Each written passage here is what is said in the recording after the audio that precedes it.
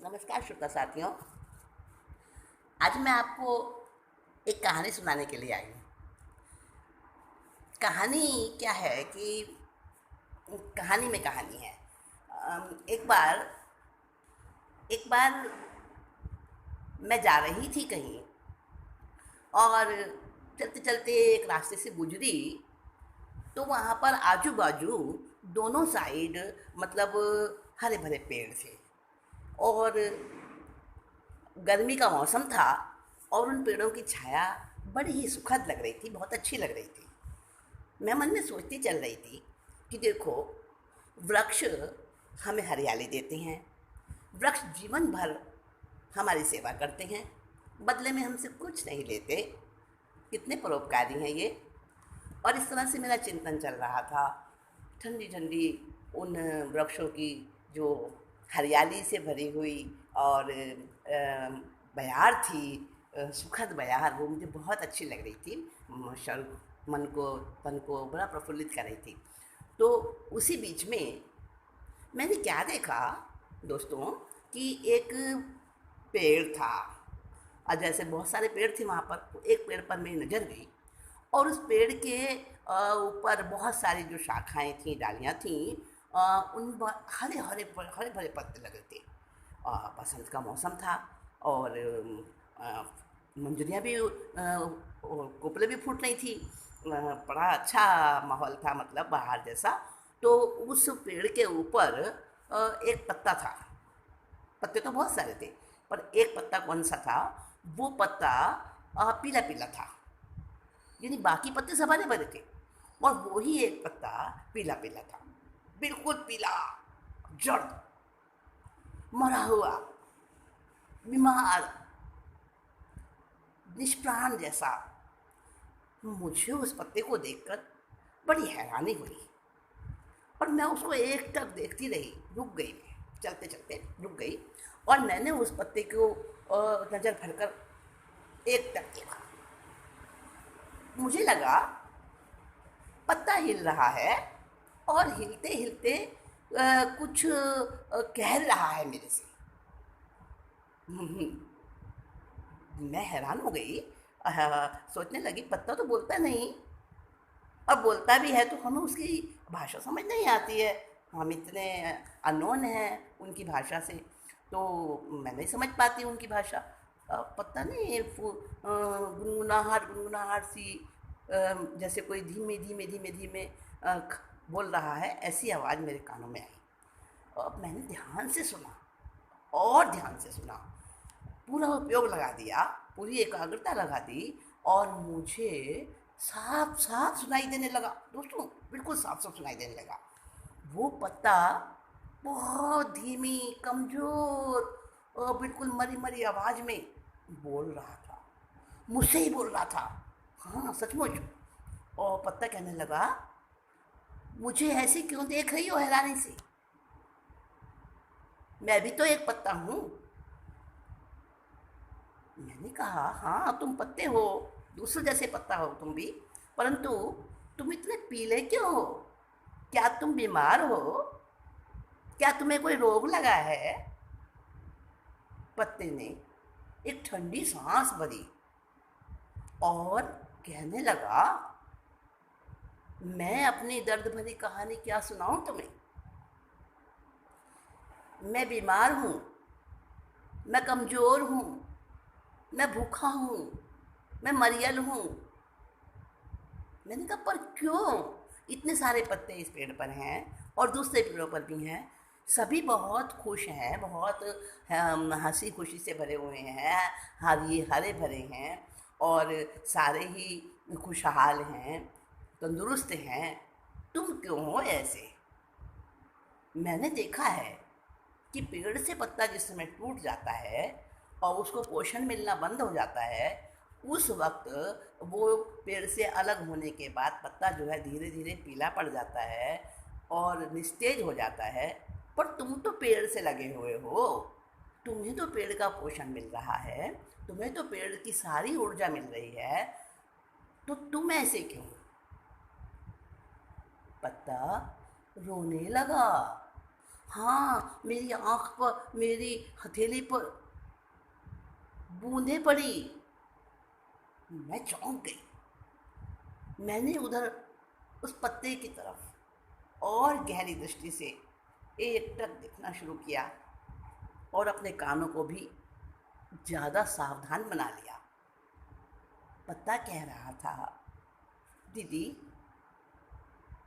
मैं बीमार, मैं कमज़ोर इसलिए हूँ क्योंकि, मैंने कहा हाँ हाँ बोलो बोलो, किसने तुम्हें बीमार बनाया, किसने तुम्हें कमज़ोर बनाया?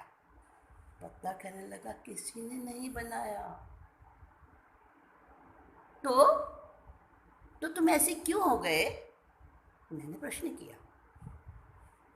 पत्ता सिसकियां लेता हुआ कहने लगा, मैं बीमार और कमज़ोर किसी दूसरे से नहीं बनाया गया, मैं अपने आप ही बीमार और कमज़ोर बना हूँ। मैंने कहा, तुम्हें अच्छा लगता है बीमार रहना? तुम्हें अच्छा लगता है ऐसे सकता हुआ रहना? तुम्हें अच्छा लगता है रोते हुए रहना? क्यों बने अपने आप बीमार? क्यों बने रोने वाले? उसने कहा, नहीं नहीं, मुझे ये सब अच्छा नहीं लगता, पर मैं ऐसा हो गया, मैं क्या करूं? मैंने कहा, नहीं, मुझे नहीं समझ आ रहा, तुम अपनी कहानी मुझे ठीक से सुनाओ, पूरा कारण बताओ, तभी मुझे समझ आएगा, तभी मुझे तसल्ली होगी। पत्ते ने कहा, किसे फुर्सत है मेरी बात सुनने की? सभी तो आते हैं यहाँ, कोई तो मेरी तरफ देखता भी नहीं, और सारे के सारे उन खिलते हुए, हरे भरे, मुस्कुराते हुए, हंसते खिलाते हुए पत्तों को देखते हैं, फूलों को देखते हैं, वृक्षों को देखते हैं और खुश होते हुए चले जाते हैं। किसे फुर्सत है जो मेरी तरफ देखे? किसे फुर्सत है मेरी सहानुभूति करे? किसे फुर्सत है मेरे दो बोल हमदर्दी के बोले? मैंने कहा, नहीं नहीं, ऐसा रोष मत करो, ठीक है, दुनिया बहुत बिजी है, सभी स्वार्थों से भरे हुए अपने अपने काम में मशगूल हैं, पर नहीं, मैं सुनूंगी तुम्हारी बात। मुझे बताओ, तुम्हारा दर्द हल्का होता हो तो तुम मेरे से शेयर करो। पत्ता थोड़ा सा आश्वस्त हुआ। उसके उस पीले शरीर के ऊपर थोड़ी सी थोड़ी सी एक सुखद, एक अच्छा लगने वाला भाव उसके शरीर पर महसूस होने लगा और चमक सी आई, हल्की सी चमक, और उसने मुझे इशारा किया, बैठ जाओ। मैं बैठ गई बंधुओं, और पत्ते ने अपनी कहानी मुझे सुनाई। क्या कहानी सुनाई? वही तो सुनाने में आपको आई हूँ आज। तो उस पत्ते ने मुझे बताया, मैं पहले जन्मा नहीं था उस समय, तब एक बीज था, छोटा सा बीज, और उस बीज के अंदर मेरे जैसे बहुत सारे पत्ते छुपे हुए थे। उस बीज के अंदर बहुत सारे फूल थे, बहुत बड़ा पेड़ था उसके अंदर, और मैं भी उसमें था। फिर एक दिन क्या हुआ, कोई एक हवा का झोंका आया और वो बीज हवा के झोंके से लुढ़कता पुढ़कता बहता हुआ, और उसकी चाल के साथ, हवा की चाल के साथ वो अटखेलियाँ करता हुआ वो बीज एक नमी वाले गड्ढे में आकर बैठ गया। और उसके बाद शुरू हुआ उस बीज का एक सफ़र। उसी सफ़र का मैं एक हिस्सा हूँ। मैंने बीच में उसको ब्रेक दिया। मैंने कहा, पत्ते भैया, एक बात बताओ, जब तुम पैदा भी नहीं हुए थे तो तुम्हें ये सारी कहानी किसने बताई, कैसे पता चली?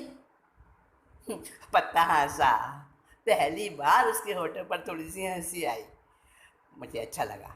पत्ते ने कहा, ऐसा है, मैं तो अपनी कहानी देख नहीं सका, पर जब मेरा जन्म हो गया ना, उसके बाद में मैंने बहुत सारे दूसरे पत्तों की कहानी देखी, अपनी आंखों के सामने देखी, इसलिए मुझे पता है मेरी भी वही कहानी हुई होगी।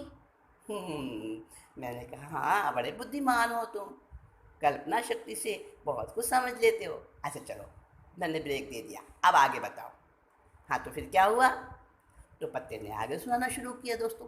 पत्ते ने कहा कि वह उस बीज के अंदर था, वो बीज उस गड्ढे में बैठ गया और फिर उस पर सूर्य की किरण पड़ी, बारिश की बौछार पड़ी, मिट्टी ने अपने हाथों से, कोमल कोमल हाथों से उसे सहलाया और उसके बाद में फिर क्या हुआ? फिर उसके बाद में वो बीज धीरे धीरे धीरे धीरे अंकुरित होने लगा और उस अंकुरन के अंदर छोटी छोटी कोपलें आने लगी। बड़ा सुंदर लगने लगा वो बीज। और उस बीज के बाद फिर धीरे धीरे उसमें से कलियां फूटी, जड़ों के अंकुर फूटे और वो जड़ें नीचे जमीन की तरफ फैलने लगी, बढ़ने लगी। धीरे धीरे उस बीज ने एक छोटा पौधा बनकर अपनी जड़ें जमीन में जमा ली और उसके बाद उस पर आए छोटे छोटे कोमल कोमल नाजुक नाजुक पत्ते। मैं भी उनमें एक पत्ता था, इतना सुंदर, इतना कोमल, इतना मुलायम कि उसको छूते ही ऐसा लगता था उसको तकलीफ हो जाएगी। बड़ा प्यारा रूप था मेरा, सुनहला सुनहला। और अब मैं कैसा हो गया हूँ दीदी, देखो ना, कोई मुझे देखना भी पसंद ना करे। मैंने कहा मन में दुखी मत हो, आगे बताओ तुम्हारी ये दशा कैसे बनी? पत्ते ने कहा वो तो मेरा जन्म था, बचपन था। बचपन बड़ा प्यारा होता है ना दीदी। और उसके बाद में फिर मैं धीरे धीरे समझने लगा, धरती माता की गोद में मैं पोषण पाने लगा और मेरी जड़ों से उस पेड़ की, उस बीज की जड़ों से मैं खिलने लगा, बढ़ने लगा, समझदार बनने लगा। मैंने कहा बहुत समझदार हो गए हो। अच्छा, अब भैया इतनी समझदारी और करो, अभी मैं चलूँगी क्योंकि मुझको भी बहुत सारे काम करने हैं। हाँ, प्रॉमिस है, मैं कल तुम्हारे पास फिर से आऊँगी। पत्ते ने कहा नहीं नहीं, फिर तुम नहीं आओगी, मेरी बात पूरी सुन लो। मैंने कहा नहीं, मैं आऊँगी, मैं तुमसे वादा करती हूँ, मैं तुम्हारी पूरी कहानी सुनूँगी, ज़रूर सुनूँगी। और सुने बिना मुझे भी तसल्ली नहीं होगी, मुझे भी चैन नहीं आएगा। तो मैं तुम्हारी कहानी अधूरी छोड़कर नहीं जाऊँगी, मैं कल को फिर से आऊँगी और तुम्हारी अधूरी कहानी को पूरा सुनकर जाऊँगी। तो मैं पत्ते से विदा लेकर दोस्तों, मैं धीरे धीरे उठी वहाँ से। मैंने देखा पत्ते के मुख पर जो जरा सी हल्की सी एक तसल्ली भरी हंसी आई थी, चमक आई थी, वो फिर से विलीन हो गई। मैंने उसे थपथपाया। मैंने कहा निराश मत बनो, आशा रखो। हर जो सूरज उगता है, नया दिन आता है, उसमें आशा साथ में आती है। मैं कल को फिर से आती हूँ। उसने कहा मैं मर गया तो? मैंने कहा नहीं नहीं, ऐसा मत बोलो, ऐसा मत बोलो, होप इज़ रोप। मैं कल आती हूँ, तुम्हारी बात पूरी सुनूंगी। और बंधु, मैं उसे बहुत प्रकार से आश्वस्त करके, तसल्ली से विदा करके मैं उसको, और मैं अपने स्थान पर आ गई।